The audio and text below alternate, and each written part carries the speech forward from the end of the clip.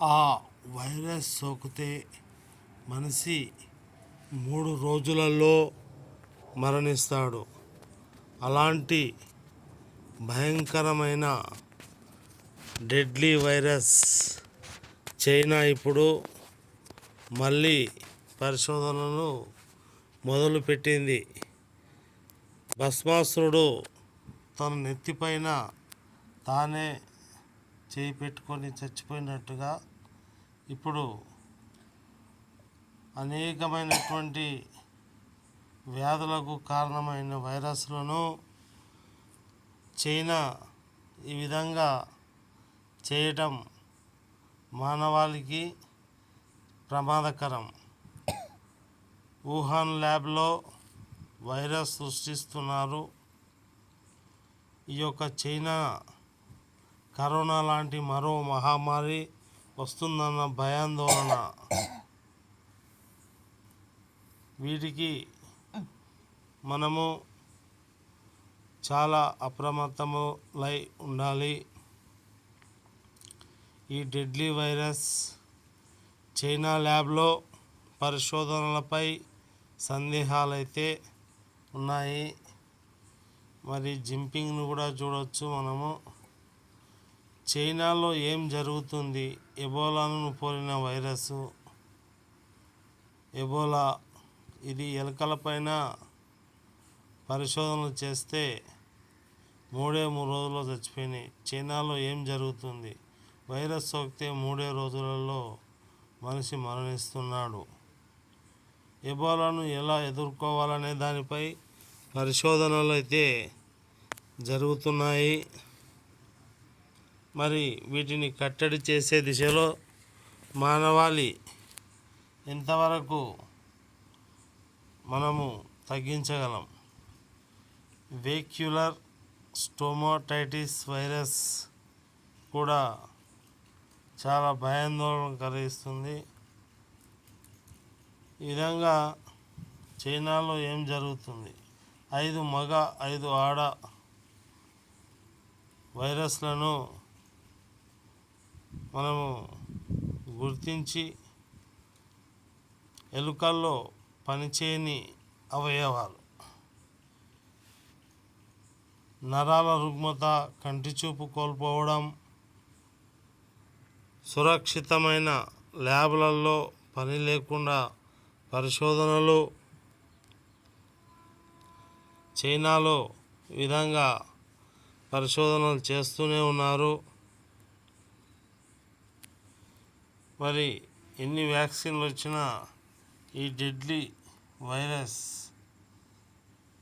ఏం చేస్తుంది? ఇక్కడ చాలామంది నిపుణులు ఏమంటున్నారంటే,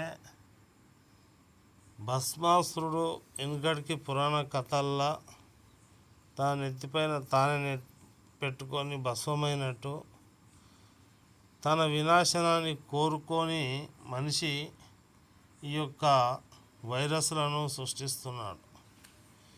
ఇది ప్రపంచానికి మానవాళికి ఎంతో ప్రమాదకరం.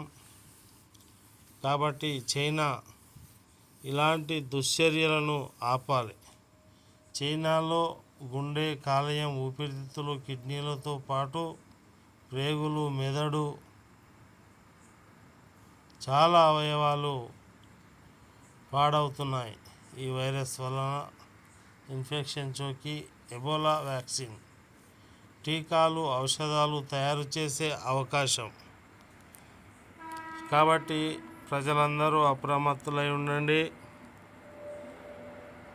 మనము చాలా రకాలుగా చూస్తున్నాం, పరిశోధనలు చేస్తున్నారు. ఎలుకలైతే మరణిస్తున్నాయి. పరిశోధనలపై మార్గదర్శకాలు రూపొందించాలని డిమాండ్ చేస్తున్నప్పటికీ ఈ యొక్క ఎలుకలైతే చచ్చిపోతున్నాయి. మనుషులకు సోకితే 3 రోజుల లోపల ఈ యొక్క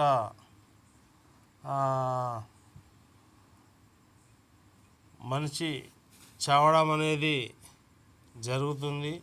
ఇది కరోనా కంటే చాలా ప్రమాదకరమైన వైరస్.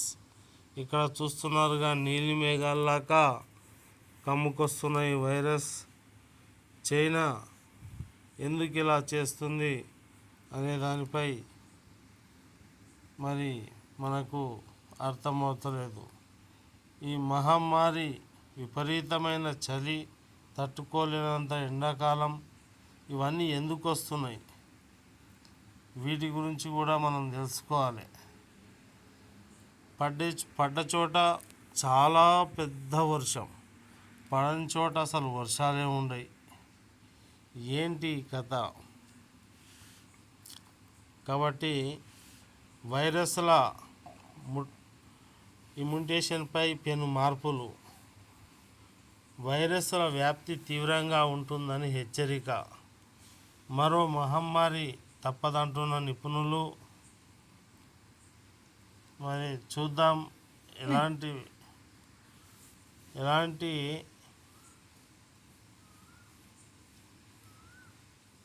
కథ వస్తుందో. ఇక్కడ చూస్తున్నారు కదా, పరిశోధనలు అయితే జరుగుతున్నాయి.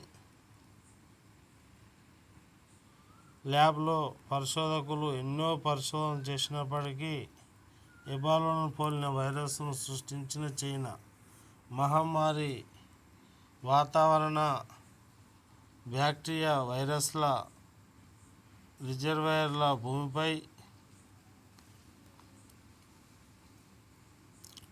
ప్రయాణం చేసి మానవాళికి ముప్పు తప్పదంటున్న శాస్త్రవేత్తలు. డెంగ్యూ వంటి వ్యాధులు కూడా వస్తున్నాయి.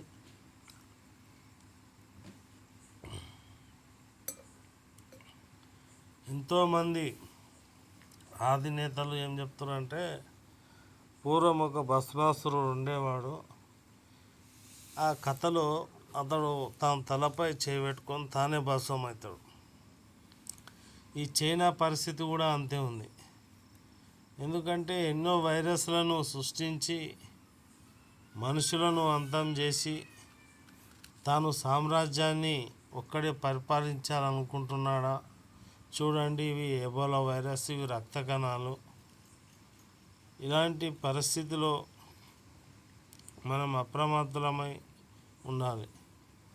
కొత్తగా రోగాలు వ్యాపించే అవకాశం ఉంది దోమకాటు వల్ల. ఇంకా చాలా రకాలైనటువంటి ప్రమాదాలు మనం ఎదుర్కోవాల్సి ఉంది. పురాతన బ్యాక్టీరియాలు, శిలీంధ్రాలు మనం ఇక్కడ విజువల్లో చూడవచ్చు. ఇలాంటి వాటిని ఎదుర్కోవాలి. మనం ఎబోలా తరహా వైరస్లను కూడా ఎదుర్కోవాలి.